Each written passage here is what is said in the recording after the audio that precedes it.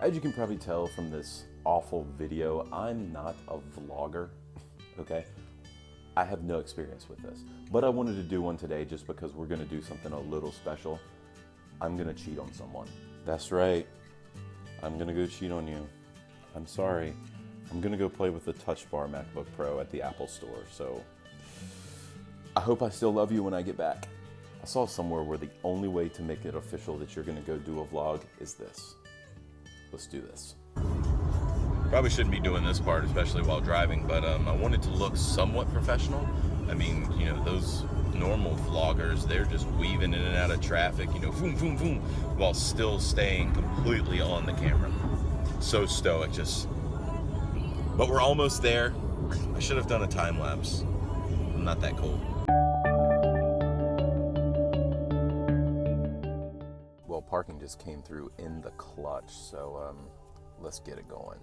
The Apple store was slammed today, if you can believe it. So the noise inside just completely drowned out my voice. But here we are playing with the touch bar, and as you can see, messing with the volume control here, and then you've got brightness control, and contrary to popular belief, you do not have to tap twice. You can just tap, slide, and it responds. And let's dive right into the apps. Here's photos. We're scrubbing through the timeline. It's very fast, very responsive. We can go to the edits. Here's some of the filters. Just scrub right through them, choose really quickly. We can go back into edits. We can crop it. Now we're going to change the angle of the photo. Really simple. Don't have to use the trackpad. Very responsive. And here we go. We're going to add a black and white filter, turn it a little bit. Now we have a photo of our own. Now we're jumping right into Safari, scrubbing through our previously open tabs, and we can open a new tab simply by tapping on the touch bar right there. And here we go. We can add anything. There's all of our favorites right there in a nice colorful view. Very easy to do. Love it. Speaking of keeping it simple, they did so with the calendar app, and I love that they did. All you do is scrub through the months. It's very easy. You see your entire month right there in front of you. They didn't need to add any other bells and whistles. Perfect. Now I wanted to show some typing in here too, so I pulled up the Notes app, and as you can see, the predictive type pops up. I'm not really sure how useful this is going to be because most people are quick typers and don't really look up, but as you can see, it can be useful. The text edits, though, I believe are even more useful. So as far as bold, adding bold, italics, underlining, it pops up right there and it illuminates to show that you have selected that. I like that. Another commonly used app to type in is Messages, and what comes along with Messages? Obviously, the emojis. Who doesn't love emojis? And they're easy to scrub through. You can see your frequently used, and there come all of the categories quickly and easily found.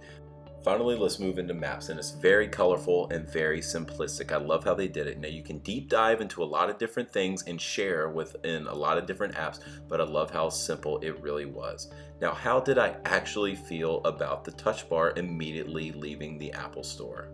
Well, we're on the way home from the Apple store, and I have to say I was thoroughly impressed with the touch bar. I thought that it was very intuitive. It was very well done by Apple. Now, I haven't really watched a whole lot of touch bar videos, so you know, I was kind of messing around and I didn't really know where to go, but it seemed like that I caught on pretty quickly, and it wasn't nearly as confusing as I thought it would be.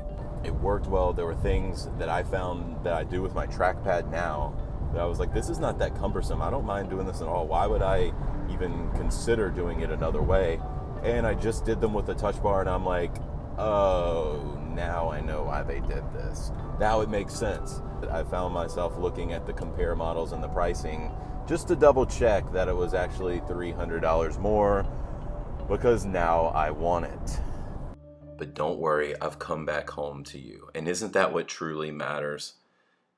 Now, there may be something else that I'm willing to spend a lot of money on and not really regret it whatsoever. I did see a DJI Mavic Pro and got to touch it and handle it and fondle it and do all that great stuff while in the Apple store. The only problem is you can't buy one for like 3 more years. So DJI, if you're listening to this, which I know you are, please send me one. I'm ready. I want to give it 10 stars out of 5. I will review it and promote it every single day. You don't have to worry about it. I got you.